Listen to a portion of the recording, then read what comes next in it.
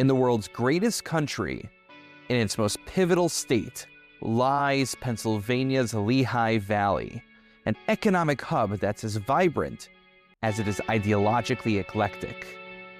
Its just over 700,000 residents will play a critical role in deciding the course of American leadership and thereby the world. Who are the thinkers, workers, and leaders that will decide our collective fate?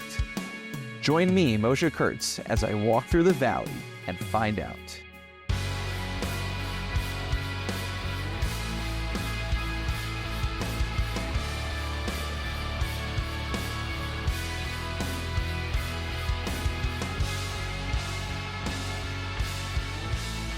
As listeners know from the show's introduction, we live in a bellwether region of the most significant swing state known as Pennsylvania's Lehigh Valley.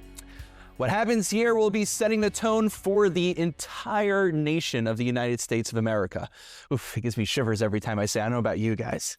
Now, with midterms coming up, the PA-07 congressional race will be a major litmus test for the mood and direction of our nation. And getting to know our next representative is absolutely essential. Invitations were issued to all the candidates who were able to submit 1,000 signatures and get on the ballot. This includes Republican incumbent Ryan Mackenzie, as well as the frontrunners for the Democrat Party nomination. And today is our first installment in this very important series. Thank you for joining me today as I walk through the valley with Mr. Ryan Crosswell, a Marine, former federal prosecutor, and candidate to serve as the next congressman for Pennsylvania's 7th Congressional District. Mr. Crosswell, thank you so much for joining us. Thank you for having me. And I am going to lead off with a very direct question. Okay. Why should you serve as our next congressman for Pennsylvania's 7th Congressional District? Good question. I try. Thank you. Look, I've given my entire life to public service, put my country first, even at a point at a great personal cost. So joined the Marine Corps because of the events of 9/11 straight out of Duke Law School. I've served for 10 years as a federal prosecutor, left a much more lucrative job at a law firm to do it. And then when I was ordered to drop a case against a crony of Donald Trump's as part of a quid pro quo, I refused and said no, because standing by my oath meant more to me than that job. And I loved that job. And so I'm running now. And why do I think I'm the most qualified? A few reasons. Number one, this is a time of a great degree of chaos and uncertainty. And I bring the leadership of a lieutenant colonel in the Marine Corps Reserve. It's a time we need expertise. This will be the most challenged Congress in United States history. And whether it's border security, national security, cybersecurity, tax laws, bank laws, fraud laws, immigration, drug trafficking, and corruption, campaign finance, election integrity, these are all things that I have experience with in my 27 combined years in law enforcement and military.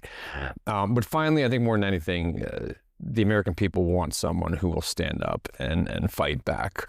And I think I've done that more so than any candidate in the country over the past year in my stance against the administration, calling them out for what happened in the Eric Adams case, and continuing to go to the national media and make a point about these abuses of power. Absolutely. Now, I want to delve into that momentarily. We'll get into the Eric Adams. We'll get into your experience at the Department of Justice. I'm very excited to dig into that a little bit. But I want to actually just back up for a moment because, you know, it wasn't like you didn't exist and then suddenly, all of a sudden, the congressional race began and then Ryan Crosswell came into existence. Or it wasn't just suddenly there was the Department of Justice or in the Marine Corps. Let's just go back a little bit earlier. So I always like to ask my listeners this. Did 10-year-old Ryan Crosswell imagine that he would be one day running for one of the most important congressional districts in the nation? My mom sometimes teases me about this. 10-year-old Ryan Crosswell wasn't sure what he wanted to do. He just knew he never wanted to have to go to college because he wanted to be done with school as soon as he got done with school. So I wanted to be a painter and just paint houses, and that was And then you shifted into law. That's a very different kind of profession. Yeah. So no, I certainly had never had an interest in running for office growing up. Went on to college at Vanderbilt and was studying actually secondary education and history, and was deciding between being a teacher and a lawyer. I come from a family of teachers. Ultimately decided to go to law school. Wasn't exactly sure, what my goal was. I sometimes joke I wasn't smart enough to be a doctor. You have to be pretty intelligent to become a lawyer also. I wouldn't sell yourself short on that one. Passing bar is not too easy from what I hear. But I ultimately, during college, we were attacked on 9/11, and that sort of awakened a sense of patriotism in me. And so I got to law school and very much decided, I wanted to be in the military. And so between my second and third year of law school, I went to Marine Corps Officer Candidate School because if I was going to be in the military, I had to be a Marine. And so that was my first job out of law school. Well, actually, that was a question I wanted to ask as well, which is you served in the Marine Corps and you're still serving on reserves right now? Correct. So I want to ask you what your thoughts are on patriotism. Now, correct me if I'm mistaken. I know that originally you were affiliated with the Republican Party. You've shifted over to the Democrat Party. And I imagine that your experience serving in the Department of Justice under the current administration may have influenced that. But tell me a little bit about what patriotism means to you. Patriotism is a term that gets thrown around a lot in politics. And I would say from experience, there's certain folks probably now on the other side of the aisle for you who like to invoke the term patriotism almost as a cudgel against the other side, accusing the other side, I'll just be blunt, the Democrat side, of not being sufficiently, quote, patriotic. But here you are running for the Democrat nomination, and you have served and are currently serving in the Marine Corps. What does patriotism mean to you? And I'm going to go out on a limb. Where do you think that the other side might be getting it wrong? Okay. It's hard. Patriotism means love of country. I think my own definition, I think of putting country first. Public service. And by the way, that doesn't need to be in the military. I think patriotism is being a teacher. I think patriotism is being a nurse or a fireman or a cop. I think patriotism is, doing something for your community, maybe a baseball coach. But understanding that collectively, we're better working together. I'll tell you what else I think it doesn't mean. It doesn't mean being uninformed about our country's history. It doesn't mean whitewashing the history of slavery, the civil rights fight. It doesn't mean whitewashing what European settlers did here to the Native Americans. And I think that is something, and when I say the other side, I'd say the other side's leadership gets wrong. So you would distinguish between the leadership of the party versus many of the rank and file. Yeah. And you mentioned the fact that, I used to be a Republican myself. I came from a purple household. My father and one of my sisters was a Republican. My mother and my other sister was a Democrat. And they were all able to sit around the dining room table together and not throw food at each other. Yeah, and now I'll say we're all Democrats now. The mom's always right. But I think there's something to that. Is in our household, the country always came first, and I believe that's the case with most Americans, Republicans and Democrats. I want to get back to that. Rabbi Kurtz, I want to get back to where we could sit around the table and be different parties and sort of still be harmonious. And what I am finding on my campaign that makes me very proud is we do a lot of meet and greets. Certainly more than any other candidate in the race. You see that different families, folks around the district host meet and greets. Following guys on social media, I've seen you guys in a lot of living rooms, and I know a few members of your campaign are listening to this interview, so shout out to them. I'm sure they've done a lot of groundwork on making that happen. As yourself. I credit them, but what I really credit is the people who are really doing this, and that is the people in the district. But what I find, and makes me very proud, is every time we do one, someone on the spot is switching from either being independent or Republican, and they're registering as Democrats. We had one where 6 people did this. And set aside my campaign, the reason that's so encouraging is to me, it means that people are not stuck in their silos. They see what's going on. They see the abuses of power. They see the broken promises. And I think as a matter of patriotism, they realize this is not good for the country. Right. So I want to figure this one out, because when someone switches from one party to the other, Democrat to Republican, Republican to Democrat, I would imagine that some people, there are ideals, there are principles of, I believe in small government. No, I believe in more government. I believe, in same-sex marriage being available to everyone, or I don't believe in same-sex marriage being legal, right? There's certain principles and ideals and ideological positions that the different parties have. So when you're seeing people change their party affiliation on the spot, are they reconsidering their values? And I guess I'm not just asking about those people, but I'd love to understand for yourself, what was it that shifted you from Republican to Democrat? Was there a shift in your own thinking? Was there a shift in the party? And I think, if I may, I'm going out on a limb over here. I wonder if this connects. I want to come back to your time at the Department of Justice. Sure. Was that a part of your thought process of changing party affiliation? Give us the story. What happened? Yeah, of course. So I sometimes joke that I went up the escalator when Donald Trump came down it. It's quite a visual. Yeah, and look, I had always been a socially progressive Republican, which 20 years ago, that was sort of a thing, right? You had people like Arlen Specter.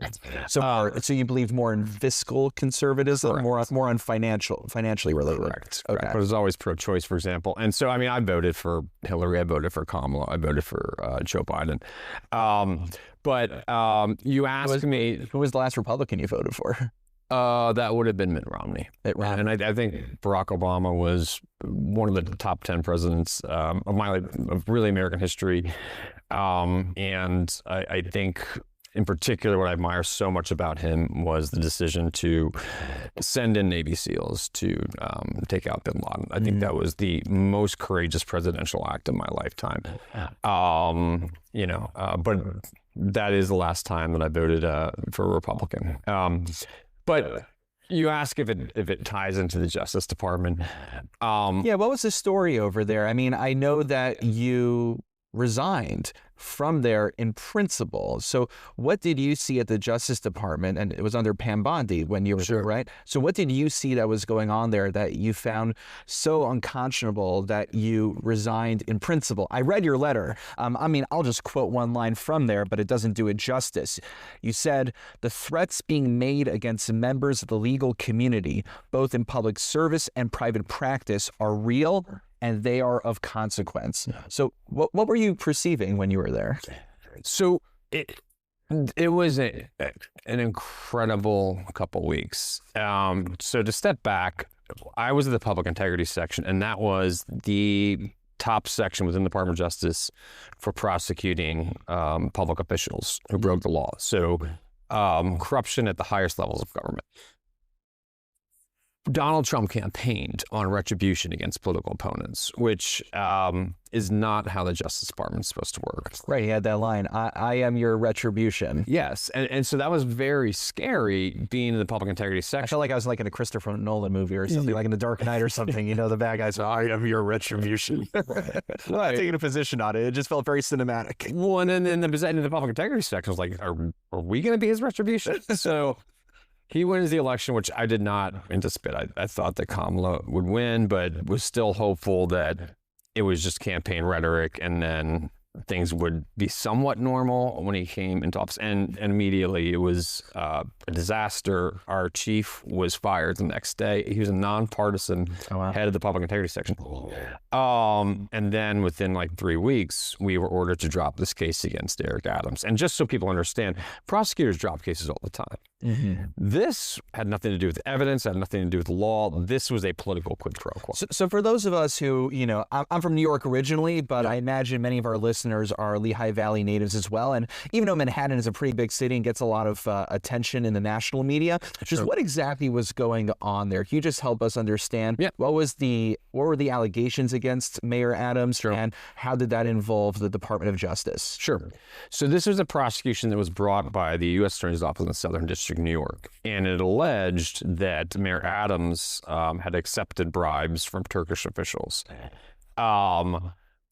The case was ordered to be dismissed, and we're not speculating here. We know this. The administration put out the word that they were dropping the case. They were ordering the New York prosecutors to drop the case because Mayor Adams had agreed to the Trump administration's immigration crackdown in New York City. So two of the prosecutors, including the head of the U.S. Attorney's Office, resigned. They refused to do it. They then transferred the case to us, to our public integrity section, and then 5 colleagues and I resigned over it as well. And this was something in my 10 years as a prosecutor I'd never seen in my life, that really the president or his top lieutenants in the Justice Department would order a case to be dismissed as part of a political quid pro quo. And that's what was so wrong about it. And, for me, it was an honor to stand up at the start of every case and announce Ryan Crosswell on behalf of the United States. Again, that sense of patriotism. I loved representing my country. I mean, I still get goosebumps thinking about it. It was an awesome job. You represented the entire American people. Yeah, I mean, it was when in any case I was a prosecutor, my client was the United States. It'd be the United States versus Rabbi Kurtz or something. but in a certain sense, representing a congressional district isn't so foreign to you because you feel like you've been representing folks, the entire United States, your whole life. Yeah, I mean, that's...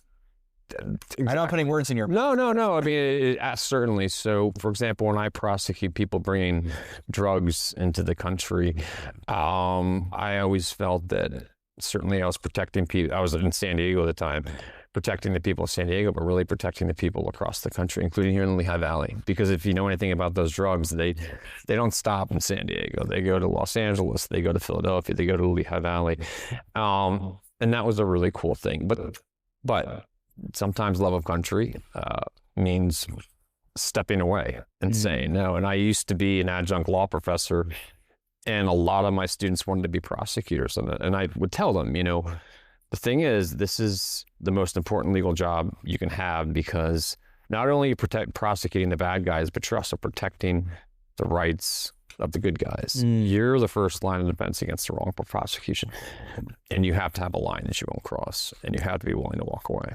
Absolutely. So I want to ask you a question. It's a little bit of a philosophical question, but I think it definitely has practical import.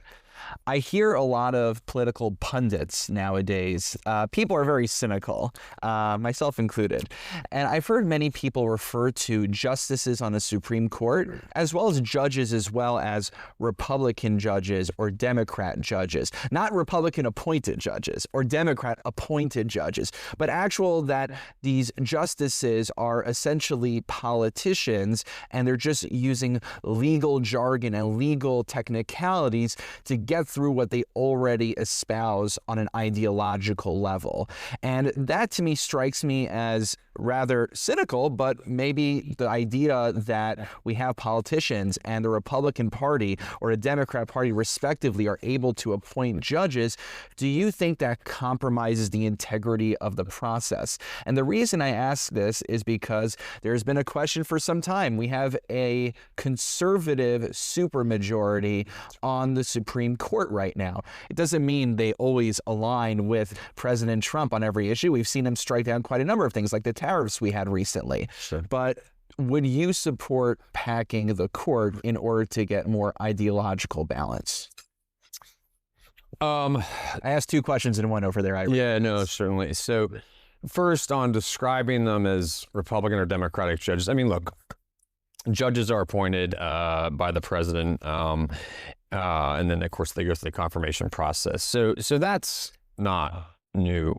There are good judges and bad judges, just like there's good lawyers, bad lawyers, good teachers, bad teachers. they're supposed to be objective arbiters of the facts and the law. And I think that there are some that do a better job of that than others. As it pertains to the Supreme Court, I am against packing the court. And I recently did a forum where I think all the other candidates in this primary said, yes, I'd pack the court. And I try not to just kind of jump for that red meat, because I think we need to be really thoughtful about this. And my point is, turnabout is fair play. Is that if Democrats can pack the court, so can Republicans. And by the way, who could pack the court most easiest right now? It'd be a Republican president with a Republican Congress. Right. You got to be really careful about that. I am much more supportive of what we'll call limited service. And so not allowing lifetime appointments. I think that would be a much better solution. But I think you need to be really careful about packing the court. And one thing I'll just say too is, last time this was really considered was the 1930s. And we had, remember from grade school, it was called the switch in time, the save 9. Sometimes Supreme Court justices' philosophies can move a bit. Let's not forget that Earl Warren maybe did more for civil rights than any other Supreme Court justice. He was appointed, by a Republican president. And so I just really worry about court packing, because that can backfire on us. And the last thing I'll just say, and sometimes I do think that even the media gets this wrong, is it is a conservative court, yes. It's not always a MAGA court. And the first Trump administration is the first presidential administration in this country's history to lose more cases than it won from the Supreme Court. Now, there's been some really bad ones, like Dobbs, and I understand that. But I think we need to be really careful about packing a court. I definitely appreciate that. And I think you preempted one of the questions I was going to ask, which was that I wanted to get an understanding of how you distinguish yourself from the Democratic field, because there's several other candidates who are vying for the Democratic nomination right now. And I remember reading a Morning Call article some time back that all of you guys, back when there was more than just 4 front runners in the race, you guys were all at a table, and I think it was at Lehigh University, if I'm not mistaken. And the way that the press reported is all the candidates agree on every single issue. So I think you already addressed one of my questions, which is, do you differ from your colleagues in any way? And I think your thoughtful and nuanced approach to whether to pack the court or not is something that I appreciate hearing, that you're not just jumping for the red meat, that you're trying to go for a more balanced and nuanced approach in that respect. Not critiquing them. I'm sure they'll have their instances as well. But what I want to get to also is I want to congratulate you. Per the most recent reporting that I read, you are, in terms of fundraising, you are the front runner in terms of all the Democrat candidates. So congratulations on that. I'm sure you spend a lot of time at the phones. I'm sure your team does a lot of hard work as well. I'm curious, though, do you have a sense, because funding is obviously necessary to run a campaign, but it also is indicative of support. Sure. Do you have a sense of how much that funding is coming from within the 7th congressional district over here? And the reason I ask that is because can we see this lead in funding as indicative of support among the electorate? Sure. Yeah, so first, I appreciate that. It is a lot of hard work, and I am the only candidate in this race who's not either been a lifetime politician or been around them for most of my career. So one thing I would say to voters is if you are tired of politics as usual, then just voting the same establishment people back in office will never change things, because they're going to protect the system. I'm the only person who's been a lifetime public servant and hasn't been a politician. And yet still, even with that disadvantage, even not coming from the system, we're the only ones remotely close to raising the kind of money Ryan Mackenzie raises. Last quarter, I outraised all the primary opponents combined. And a lot of that money comes from Lehigh Valley. A lot of it comes outside the Lehigh Valley. You cannot be competitive in a U.S. congressional race unless you can raise money across the country. It's unfortunately that important to politics. the secret is all the candidates are calling the same donor lists and asking them. And the reason is there like some joint donor list that everybody access to? You're calling like the people that tend to give to Democrats. And the reason that we are raising the most money, I think it is symbolic in some sense, is donors are just people that are super concerned for the country of means. And I think they see me as someone who's clearly, the most qualified. Congress is a bit mundane, right? It is essentially writing, drafting, and advocating for federal laws, and I'm the only one. Really? I thought if you're in Congress, you're supposed to be like a TikTok star influencer or something. Is it? I don't know. Some of them give me that impression. I mean, you do need to be able to go out to the public and advocate, but it is, and I'm the only one in the race that has that experience. But also, I think what really resonates for people across the country that have seen my story is a willingness to fight back. That is not a campaign talking point. That is not empty speak. That is something where I have the receipts. So let me drill down on that one, because sure. I'm very taken by your backstory about integrity, that you prosecuted against corruption in the system, and that it sounds like your goal, your raison d'etre, is to get into Congress in order to fight that kind of corruption from the legislative branch. Sure. Now, there's a big issue that I don't think anyone could solve on their own, but there's a concern that I think Americans on both sides, Republicans, Democrats alike, who care for the common person, are concerned that many people in our government are controlled by different kinds of lobbies. There's lobbies that represent left-wing interests, there are lobbies that represent right-wing interests, and there are lobbies that represent foreign interests as well. So it's an unfortunate reality that everyone who is running a race needs to get donations from all sorts of different places. But how do you ensure at the same time that when should you represent the congressional district right over here, the 7th congressional district, that you'll be making decisions that are in the interest of your constituents and not in the interest of these lobbies? It's a great question. So one thing I want to make clear, by the way, is I was the first person in this primary to take a pledge not to accept corporate PAC money. My money is, I think, 98% coming from individual donors. Oh, that's remarkable. Thank you. Good question. I'm glad I asked that. That's a good statistic to share. It's hard when I speak to voters. Hey, why should I trust you? They've been burnt by so many politicians. I guess what I would say, Rabbi Kurtz, is just look at my track record. My classmates from Duke Law, some of them are now billing $2,000 an hour. Coming out of law school, they went to very fancy law firms and made a lot of money. I became a second lieutenant in the Marine Corps because I wanted to serve and do what's best for my country. After the Marine Corps, I went to one of those fancy law firms. I left that, took a major pay cut because I wanted to serve as a federal prosecutor, because I want everyday Americans to feel safe and criminals to feel fear, not the opposite. And then ultimately, I left that job because I was asked to do something that was inconsistent with my oath. So all I can point to is my track record and say, I'll do the right thing for the country. I'll do the right thing for the district. I'll do the right thing for the people. And you know that because that's how I've always done things, dating back to when I was in my mid-20s. But how do we address this? Well, first of all, we need better campaign finance laws. We have an obstacle in Citizens United, which basically says that there's a First Amendment right to unlimited corporate money. Really? PACs. Yeah. I didn't know that was a fundamental right. Well, yeah, according to the Supreme Court. So I think ultimately we should fight for an amendment saying that it is not a First Amendment right. Like corporates are human beings and individuals who have these kind of rights. That's news to me, but I'm glad we brought a lawyer in there. There you go. Exactly. So actually fight for an amendment to that, and people say that's too lofty. That can never happen. I'm not so sure. I don't think Republicans, independents, or Democrats like all the money in politics. Aside from that, we can have more transparency into who is donating into the 501c3s and that are pushing money into PACs. We can have laws ending or putting a moratorium on congressmen going straight into K Street lobbying jobs when they come out of Congress. We can end stock trading by members of Congress. That'll be easy for me. I don't own any stocks. Oh, really? No. You're not in any mutual funds or anything? Look at our campaign. Look at the financial disclosures of the this we got to talk to your investment advisor. Exactly.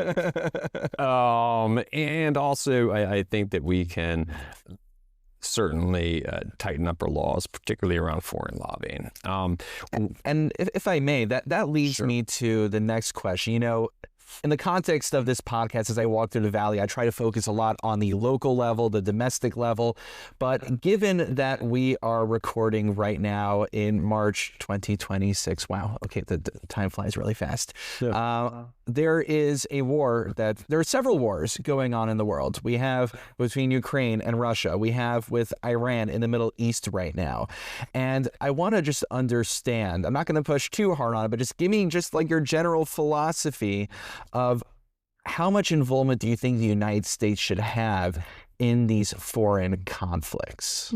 Okay, so it's a really good question, because I believe that the United States should always be a force for democracy. Now, that doesn't always mean intervening. In the case of Ukraine, we're not, putting soldiers into the fight. We have been funding and helping Ukraine that way, and that's something I support. Because and I understand that we need to have discussions about how much money, especially when people are struggling here.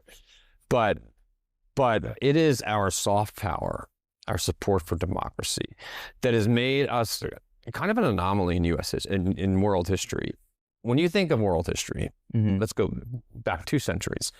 Generally speaking, when you have a superpower, the other countries of the world tend to align against it. I think the political scientists call it the balance of power. Since the fall of the Soviet Union, we have been the sole superpower, and you have not seen that. You have not seen countries align against us, and the reason for that is because we have acted mostly with consent. We have been charitable. We've given aid to other countries. We've been there in the case of natural disaster. So we've cultivated goodwill. And that's really, really important, because it's a dangerous world. So it's not just simply that we're giving, charitable donations, but you're saying that building and cultivating goodwill serves the United States' interests. Yes, and there's been mistakes. I mean, obviously Iraq, for example, was a huge mistake, and that's why you mentioned Iran. That's why that's so concerning, because not only did we never make the case to the UN, the administration never even made the case to the American people. It never went through Congress, and that's what's so bad about this. And right. So, what would be a distinction between, you brought up how you admired that the Obama administration took out Osama bin Laden. So how would you see that as different than what's going on in the Middle East and, what just happened in Venezuela? Right. And so it's a good question. So with the strike, and it was in Pakistan, sovereign nation, it was a single individual strike. And that, in some degree, parallels Venezuela, possibly. Right, where we just took out Nicolas Maduro and we took him back to the United States. He's still in Brooklyn right now, right? Yes. I think the big distinction between taking out bin Laden and Maduro, and certainly what's happening in Iran, is bin Laden was a fugitive of the law, responsible for 9/11, hiding out in a compound in Pakistan. We are taking out the leaders of these nations, and I'm not going to shed a tear for Maduro. I'm glad he's going to be held to justice, and the Ayatollah, I'm glad he's dead. These are bad guys, but whenever we do something like that, it creates a power vacuum, and we don't know how that vacuum is going to be filled. And now we've created 2 vacuums, one in Venezuela and one in Iran. And particularly in Iran, I think it is naive to think, this administration, that we can create a regime change just by dropping bombs. We dropped more tonnage on Vietnam than we dropped in all of World War II, and that never happened. And this is the big concern, is that I think most Americans don't want to see boots on the ground. We already had, I think it's 7, I'm counting, but maybe more since then, 7 service members of the United States Armed Forces who have perished. Right, in this conflict, and we still don't have a consistent rationale for why. We have been told it's because that they were imminent nuclear threat. Well, back in June, the administration said they took out their nuclear capabilities. So they're either lying then or they're lying now. Then we were told it's about bringing democracy to the Iranian people. President Trump just said he doesn't care if it becomes a democratic state. Marco Rubio said that it was because we knew that Israel's going to strike and that Iran would retaliate against us, which doesn't make a whole lot of sense. But then Donald Trump contradicted that rationale. And then finally, I believe PA-07 just said, well, it's because they tried to assassinate Donald Trump. So what we're going to say... We'll put out a buffet and you can choose whichever one you want. Right. And by the way, if you have 4 explanations, you don't have one. Right. I forgot which pundit put it this way. I think someone from the New York Times said it's like a la carte salad bar. You can choose whichever rationale you want to go with. Yeah, but I mean, but the reason, and this is what I want people to understand, the reason this is so serious is because if you don't have a rationale for going in, you don't have an objective, which gives us an end state for getting out. So we don't want another Afghanistan. We don't want to. I mean, the whole thing sounds so much like Iraq. So again, I'm glad the Ayatollah is gone, but he wasn't a one-man show. There was a whole regime behind him, which, by the way, they've already replaced with their new leader, his son. Exactly. So it is just one more example of the extreme incompetence of the administration, enabled by the extreme weakness and cowardice of the members of Congress who will not stand up and do anything about it. Right. So let me thank you for that. So let me just bring things back as we're getting into the final stretch here, back to the domestic level. But before then, I always like to just throw randomly in the middle of the interview. I just want to understand you a little bit more personally, and I think our listeners would appreciate this. So tell me, when you're not busy doing all of your campaigning and lawyering and somehow maybe you have a smidgen of free time, tell me just a little bit about your family and what you try to do for recreation. Yeah, of course. So, and then we'll get back to all the tough stuff. Yeah. I have 2 parents, 2 sisters. I don't have a wife or kids of my own. I'm very close to my nieces and my nephew. I think about them a lot on the campaign trail. I think about my niece, who was born the day after I resigned. I've now taken to bringing a picture of her to my campaign events, which I guess is a little bit shameless. She's really cute. So very close to them. In terms of what I do with my free time, I'm a sports fan, and I really don't have much free time right now. I highly doubt it. But when I do, I mean, shoot, just love to go to a bar, watch a game, go to a microbrewery. I'm an avid runner, so love going for a jog. So if you hang around here long enough, then you're going to go to all the Iron Pigs games, right? Yep. I mean, sports. Also, just enjoy reading. History buff. Got my master's in history while I was getting my law degree. I was able to figure out that may have been an interest of yours. Yeah, exactly. But just, simple. Instead of just reading about history, you're looking to write history. Right. And I want to actually look at something that might help us understand what's about to happen in PA-07. So in Texas, they already had a primary for the Senate recently. There's a number of primaries that went on. Dan Crenshaw from the Republican side apparently got primary, this very significant margin. But what I'm actually very interested in was the primary, the Democratic primary between James Tallarico when he beat Jasmine Crockett for the Democratic primary for the Texas Senate seat. So the way some pundits have put it was Tallarico was more of a healer. He was trying to reach across the aisle, while Crockett, her strategy was to rile up and charge up the Democratic base. She was more of a fighter than a healer. Those were the terms that the New York Times used. I'm curious what you think is necessary for the Democratic Party these days. Do they need to be more healers or do we need more fighters? I gotta be honest, I'm not sure that I completely agree with the dichotomy. It's not an absolute dichotomy. You could always say it's a balance, but what do we think we need more of? I think we can have both. And I mean, in my own race, we've gotten, a lot of support from people in the Valley,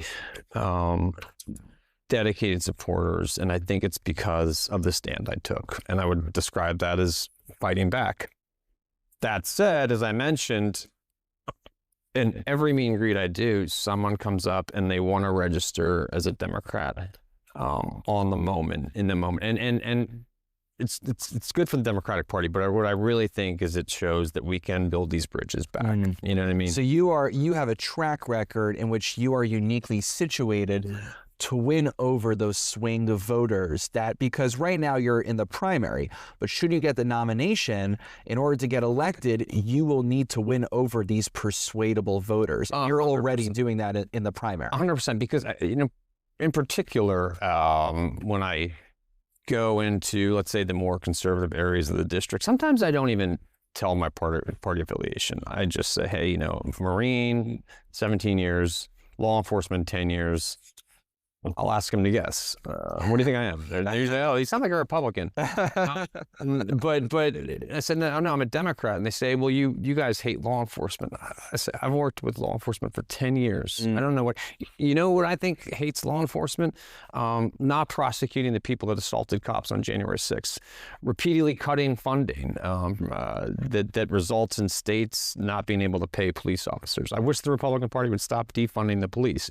And when it comes to the military, what's not good for the military?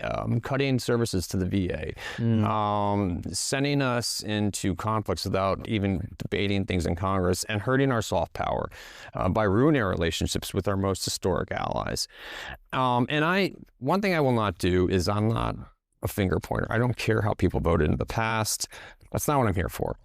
I want to get back to a place where we put country first, above party. And since you're not a finger pointer, my penultimate question should be hopefully an easy one to answer, which is, now that you are affiliated with the Democrat Party, looking back at the other side of the aisle, looking back at the Republican Party, is there anything that you could say that you admire about them that you think the Democrat Party can learn from? Again, let me separate the leadership. Donald Trump, Ryan Mackenzie, leadership. I'm sorry, there's just not much to admire right now.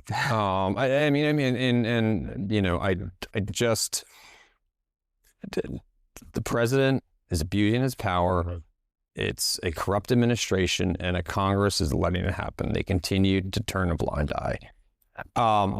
But let me just speak about, in general, I think Republicans, I think I've heard someone say this, makes some sense.